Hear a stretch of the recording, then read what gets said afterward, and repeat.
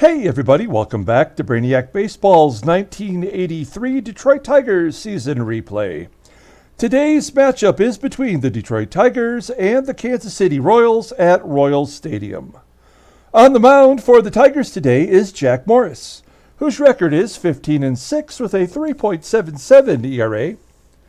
And pitching for the Royals today is Bill Paschall, whose record is 7-13 with a 5.69 ERA.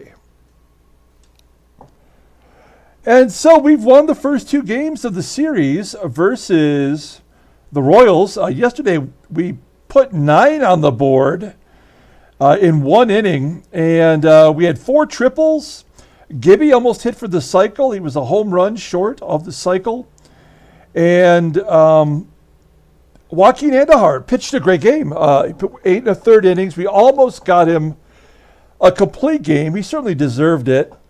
The opportunity anyway, but he couldn't pull it out. We brought in Dave Rucker to close out the ball game, and it was handshakes, butt slaps, sloppy steaks for everybody. So a pretty good game. I like it when we're putting up runs and the pitching's coming through. Alan Trammell did have 2 errors in that ball game though, which is something that is concerning. So we have game 3 of the 3-game series here. Before we get started, I want to just take one more second to promote the 1983 Detroit Tigers season replay 14 card set. It's the orange parallel set that we are selling on Mercari. And when I say we are selling, it's all proceeds go to the artist, Jeremy DeYoung. Name's right there. Oops, right there. And so this is a 14 card set that he created based on our season replay. And it features the Brock Ness Monster and the Creeper, Paul Gibson. That is never not funny. When we have these 6 cards here, it's Morris, it's Bert Blyleven, who's on the IL, Dave Rucker, Dave Rosemont, we got Cappy, and last year's team MVP, Mickey Hatcher. We have this other 6 card portion of the set, which is No Pants Lance Parrish, Sweet Lou, Alan Trammell, Ricky and Eddie, who are now traded and moved on, and Kirk Gibson. We sell these cards individually as well. The most popular card so far has been the Ricky Henderson card, which is weird, considering he never played for Detroit, and yet we're getting a lot of interest for Ricky Henderson, and we've sold 2 complete sets already. So the link will be in the description below. All cards are labeled and autographed by Jeremy DeYoung. If you want to see the individual cards, all you have to do is scroll down. Once you connect on the link and it says more from this seller, click on see all, and it will go to my homepage, and then you can scroll down until you actually see the individual Brainiac Baseball cards that are available for sale. There they are, all the way down here. So all the other cards, are just cards that I have available for sale. If you're a subscriber and you want one of these other cards, one of the 700 cards that I have listed, just let me know, and maybe we can work out a deal. But the cards for the Brainiac Baseball card set are firm, because they're going, all proceeds go directly to Jeremy. So we want to appreciate his effort and his work. Okay, here's today's ball game. We've got Jack Morris on the mound. Jack, the current lineup versus the Royals is batting .238 against him. It's 85 plate appearances. All of the bullpen is available thanks to Joaquin going into the 9th inning yesterday. Our lineup versus Bill Paschall, who's a right-hander. He's having a rough season. Sweet Lou was listed as tired, so we're going to give him a break.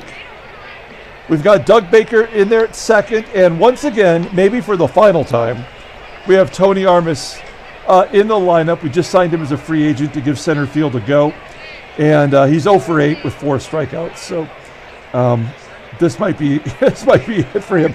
If you can't get hits off the worst pitchers in the game, then maybe you're just not capable of playing well. All right. Let's take a look at the official Tigers lineup rundown. Batting leadoff today and playing center, shortstop, I should say, is Alan Trammell. Batting second at first base is Greg Brock. Batting third at third base is George Brett. Batting cleanup and catching is Terry Kennedy. Batting fifth in right field is Glenn Wilson. Batting sixth in left field is Kirk Gibson. Batting seventh in center field is Tony Armas. Batting eighth at second base is Doug Baker. And batting ninth and DHing today is Mickey Hatcher.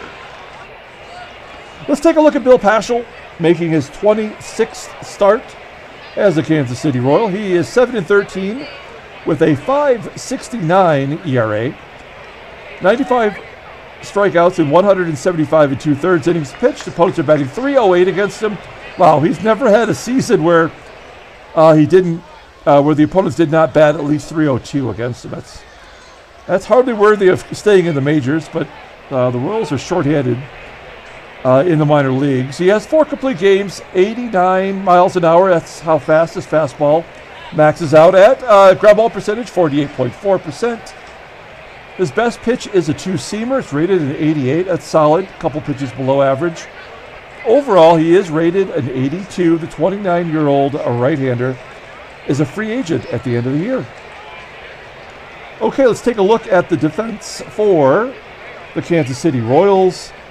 What do we got going on today with this lineup? Oh, Glenn Borgmann is in at catcher. He is new. And everybody else is where they belong, it appears. Okay. Alan Trammell leading off versus Bill Paschall. Here we go.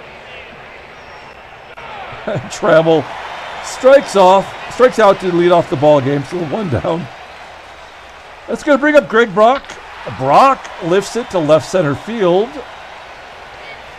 Clearing shy of the warning track, 327 feet. 2 outs for George Brett. Brett had a good ball game. He had a home run yesterday against his old team. Here he walks. So we have a runner on first for Terry Kennedy, giving him another shot in the cleanup spot. And he strikes out. We go to the bottom of the first. Let's take a look at the Royals lineup rundown. Batting leadoff, playing second base, is Dave Chalk. Batting second at shortstop is Rance Mulliniks. Batting cleanup, batting third, and DHing is Willie Mays Aikens. Batting cleanup, playing third base, is Darryl Motley. Batting fifth in left field is Butch Davis. I've totally butched this whole lineup, actually. Batting sixth, playing first base, is Pete LaCock. Batting seventh in center field is Pat Sheridan. Batting eighth and catching is Glenn Borgmann. And batting ninth in right field is Bob Bailor. All right, we got Jamomo on the mound, making his 25th start of the season. 15 wins, 6 losses, 112 Ks in 167 innings pitched. Opponents are batting .244 against him.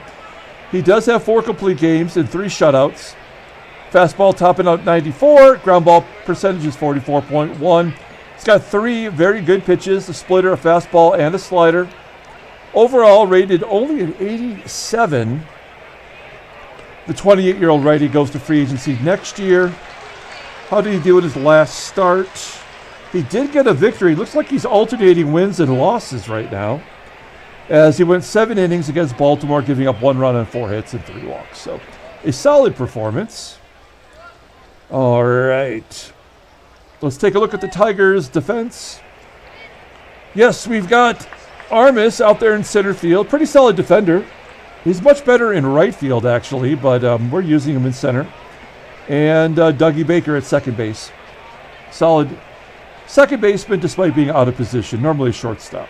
Here is Dave Chalk leading off. 256 hitter versus righties. And a base hit right through the wickets of Doug Baker. So the leadoff man is on. Now, we've won the first 2 games. I believe in my heart that we're probably going to lose this one just because of the odds. But we'll see here as Rance Mulliniks flies out to right. Chalk, his speed is only 76, so he's below average. Strange that he's leading off on this team. As Aikens hits a ground ball to first. That should have been an easy double play. Must have had the hit and run on. That's the only thing I could think of. So Chalk is on second for Darryl Motley. He had the day off yesterday, which really led to a weird lineup as Bob Bailor played third base and Motley went to Mulliniks went to second base. Here's Darryl Motley, and he strikes out. So a good job by Morris getting out of that micro jam. We go to the top of the second inning. No score. Here's Glenn Wilson leading off. It's Wilson, Gibson, and Tony Armas. Wilson dumps it into left center field. It will be caught by Butch Davis. 1 out. It's going to bring up Kirk Gibson. Gibby had a hell of a game yesterday. As I mentioned, he was just a home run shy of a cycle, and he leads off with a base hit. In fact, he was 3 for 3 with a walk, and he was on deck when the final Tiger got out. Do we want to go for 2? Yes, we do. And Gibson gets himself a double. He is on fire right now. That is his 9th double of the season. And, I don't feel like he's having a good year, really, but his OPS is a career high right now, so I guess we're just not rating him highly enough. Okay, here's Tony Armas, 0 for 8. This could be his last game. We need him to come through for us today. A ground ball to short. That's going to keep Gibson at second, so that's not going to put a little Armas in our hearts. Here's Doug Baker. Baker walks.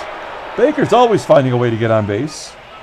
And that'll leave it up to Mickey Hatcher, who's batting 9th now, although he had a good game yesterday. Really not the worst player to have in this situation. He is an RBI machine. And a ground ball that gets past the shortstop, Mulliniks, and a run scores. 1-0 Detroit on the RBI single from Hatcher. There we go. We're back to the top of the lineup with Trammell. 1-1 count. He dumps it into right center field. Is that going to be a duck snort? Oh, it's going to be caught by the right fielder, Bob Bailor. So we go to the bottom of the second. 1-0 Detroit. Butch Davis leading off. Davis pulls it to left, and Gibby makes the catch. Gibby's playing a great left field. All of his defensive metrics are all in the positive. So I don't see why we shouldn't always have him out there. As Pete LaCock flies out to right, and Pat Sheridan hits a grounder to Brock, who boots it. Now, if you saw yesterday's game, we took a look at the stadium effects, and errors are 26% more likely to happen in the stadium. So we just have to be accepting of that and go after Glenn Borgmann, who we haven't seen in a while. Was he not an all-star in 1980? Yeah, he was an all-star for Baltimore. If you look at his all-star numbers there, not great, but I guess somebody had to be represented. Okay, runner on first, 2 down, and Borgmann walked. Okay, Morris in another jam here in the second. As Bob Bailor, the number 9 hitter, let's see if this number 9 hitter comes through with an RBI. Morris strikes him out looking. We go to the top of the third. Tigers hold a 1-run lead as Greg Brock steps in. Brock 0 for 1 today. A ground ball to first. His average just hovering above 300 now. George Brett, Tapper, back to Paschall, who tosses him out. 2 quick outs. And Terry Kennedy, who struck out his first time, pops it up here.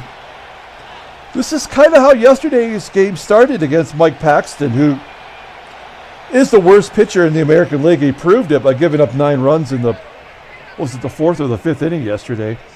So, we just got to bide our time here. Dave Chalk leading off the bottom of the third. He gets his second hit of the game. He's 2 for 2. Actually, he's got both hits. Dave Chalk on first. I think more likely to go now. Striking out Mulliniks. 3 Ks for Morris. Here's Willie Mays Aikens. And remember, left-handers, what were there, 21% less likely to hit home runs in the stadium, which is why Aikens' home run total is so low. He does contribute a base hit as Chalk goes to third. We're going to play back. I think we're going to score more runs. I don't mind giving up a run to potentially get a double play, as Aikens' speed is not very good. So we need a ground ball from Motley. He's got a favorable count. He pops it up to Trammell. And Morris is 1 pitch away from getting out of his 3rd consecutive jam. Here's Butch Davis. Davis 0 for 1. Second on the team in home runs with 10.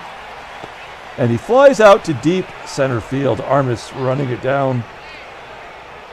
Good job by Morris. We go to the top of the 4th. Glenn Wilson leading off. Wilson gets a base hit to left. Falls in front of Davis. Do we want to go for 2? I'm going to say no. And Gibby is so hot right now. 4 for his last 4. I think we're going to let him take a cut instead of hitting and running. So this could be a double play. 2-0 count. Yeah, that could be around the horn right there. Oh, no. I guess Wilson must have been going on his own, because the only play was to first. So Wilson advances. And again, Tony Armas has a shot here to endear us. He's 2 for 8 with a home run in his career versus Paschall. So he's had some success. God, he sucks. Now, in his defense, we have won both games that he started. Here's Doug Baker. He walked his last time up. And he pops it up. Foul ground, first base side. Play is made by LaCock, and he leads off the bottom of the 4th. Morris at 58 pitches.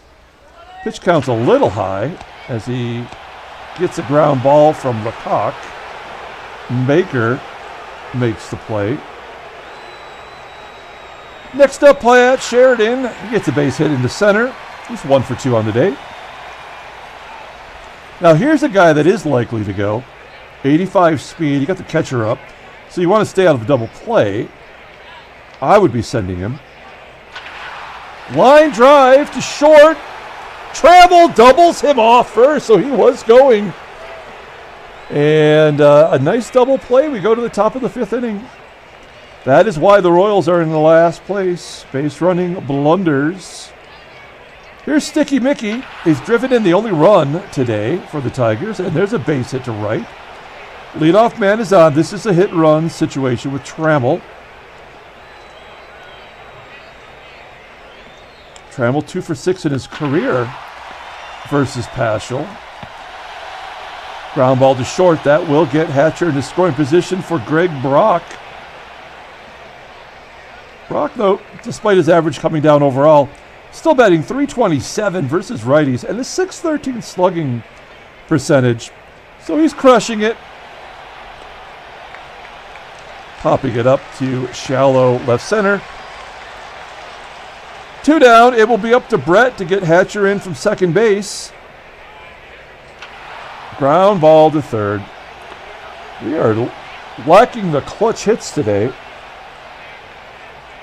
We go to the bottom of the 5th inning with Bob Bailor leading off. Bailor popping it up on the infield. Brett calling for it. 1 out. Here is Dave Chalk. He's got half the hits for the Royals today. He's 2 for 2. Fly ball to right. It's pretty deep. Whoa, caught right at the warning track by Wilson. 2 down. Rance Mulliniks up next, and he's going to get an infield single. Almost had a clean inning for Morris. That would have been his first. 1, 2, 3. Instead, it will bring up Willie Aikens here. You know he's thinking about going deep. He's 5 for 11 in his career versus Morris with a dong. He gets a base hit up the middle. All right. Another situation with a runner in scoring position. And the cleanup hitter up. Darryl Motley, he's got 91 power. Only 9 home runs. I say only, but he took over for George Brett, so that is, in limited duty, I guess. As Royals now have 6 hits against the Tigers. We go to the top of the 6th. 1-0 Detroit. Terry Kennedy leading off. Kennedy, Wilson, Gibson. Come on, how are we not crushing this clown? Kennedy grounds out to third. There's Big Willie style, base hit to right. Wilson on first. Kind of the same scenario as last time when Wilson got on. We're going to let Gibby take a cut. Oh, man, he just missed that one. Fly out to right. And Tony Armas. Oh, there he is. Big Tony. Base hit to center field. 6 hits for Detroit now as Armas finally gets on the board with a hit. It's first and second, 2 down. Doug Baker up. Baker betting 314 versus righties. He's no slouch. He's going to dump it into left center field. Get down. Oh, center fielder makes the catch. Good job by Pat Sheridan. Oh, we needed that insurance run. We go to the bottom of the 6th inning. We'll take a look at the in-game stats here. Not really a lot to see. But Hatcher is 2 for 2, and he has driven in the only run today. Okay. Butch Davis leading off. 0 for 2. That's going to be a double into the gap. Down off the wall. So there's some speed at second base. That's the 13th double for Butch Davis.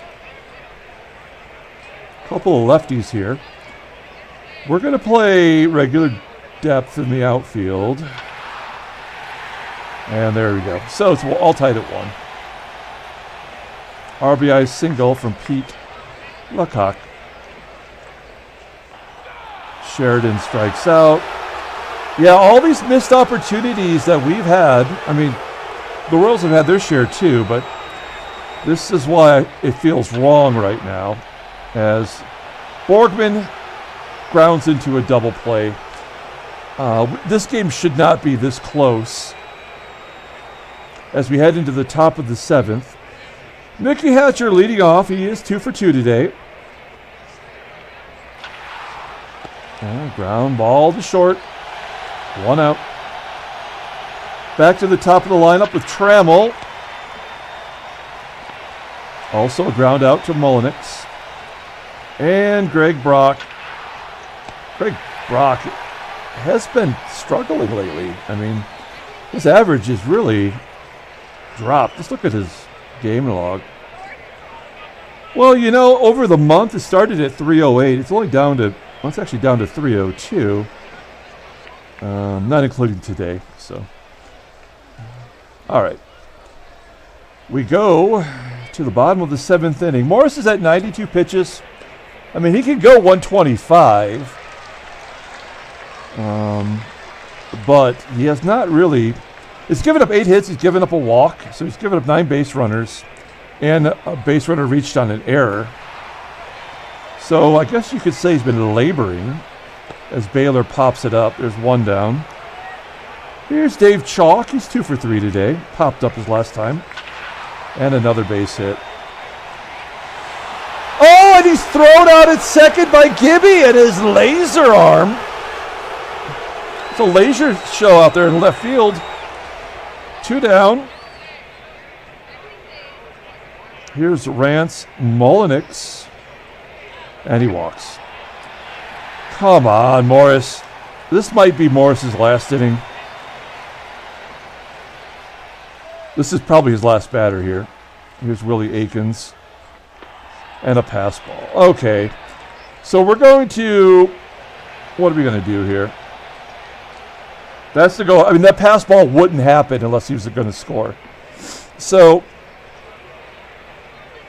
do we walk? Yeah, I think we intentionally walk Willie Aikens. He's almost a 300 hitter versus righties. So we're going to put him on. It was a 3-0 count anyway. To get to Darryl Motley, we could go to the bullpen, but who would you call in a situation where Jack Morris is on the mound? I mean, I feel more confident in Morris. And there's 2 down, so we're just going to play straight away. A run scores. There we go. Looks like we had a little bit of a minor glitch there. Okay, here we go. First and second, 2 down. This could be the ball game right here, to be honest. Yep, ball game. Well, there was nothing we were going to be able to do to stop that. The game had already decided. That's what that pass ball was about. The intentional walk was the right thing to do. And then the 3-run home run. So, yep, that was it. They were going to get this game one way or another. Here we are against the worst pitching staff in all of baseball. I guess Toronto's technically worse.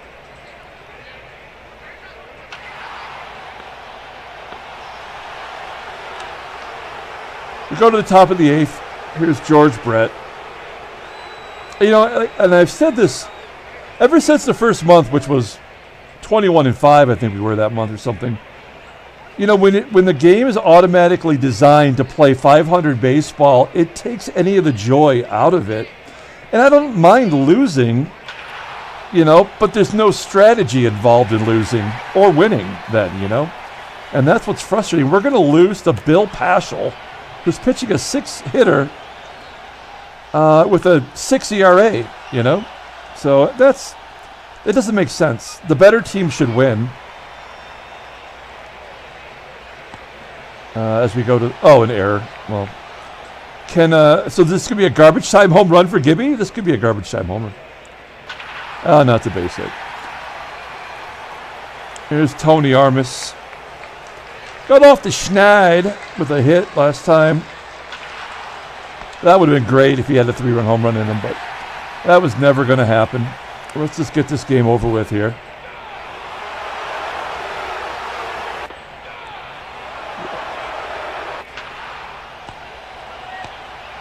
Head to the top of the 9th. We're down 4.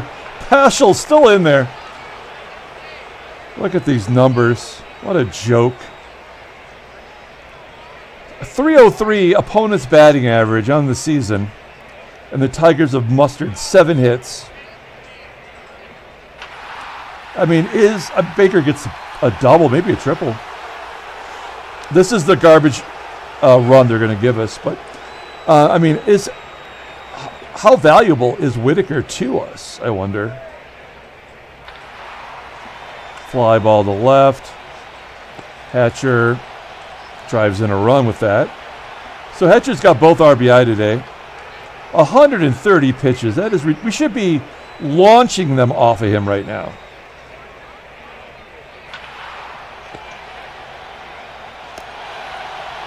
Oh, they're going to bring in Raleigh Eastwick. Is he their closer right now? I don't know.